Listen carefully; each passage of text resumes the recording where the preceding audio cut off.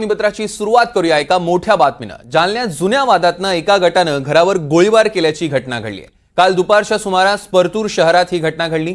ही घटना सीसीटीव्ही कॅमेऱ्यात कैद झाली आहे। या घटनेमुळे परतूर शहरात खळबळ उडाली।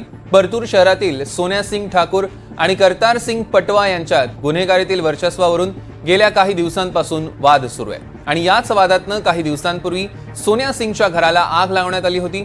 या संदर्भात परतूर पोलिसात तक्रार देखील दाखल करण्यात आली होती। त्यामुळे त्यांच्यातील वैमनस्य चांगलंच वाढलं होतं आणि त्यातनंच हा गोळीबार करण्यात आलाय।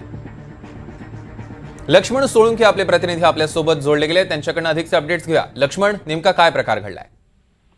स्वरूप आपण बघू शकतो की परतूर शहरामध्ये जे सोनिया सिंग ठाकूर आणि करतार सिंग पटवा आहे यांच्यात जुना वाद सुरू आहे आणि हा वाद हा संपूर्णपणे गुन्हेगारी पार्श्वभूमीवर आधारित असलेल्या वर्चस्वातून हा वाद आहे।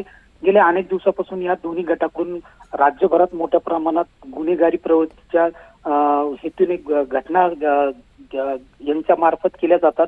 चोरी असो, डाकू असो, अशा पद्धतीचे यांचे दरोडे टाकणं असो, असा यांचा व्यवसाय आहे। मात्र याच व्यवसायाच्या वादातून यांच्या वर्चस्वाच्या याच्यातून ही गोळीबाराची घटना घडलेली आहे। आपण बघू शकतो की संपूर्ण घटना सीसीटीव्ही मध्ये कैद झालेली आहे आणि या ठिकाणी जो पटवा आहे याचा पटवा गटाने या सोनिया सिंगच्या घरावर गोळीबार सुद्धा केलेला आहे।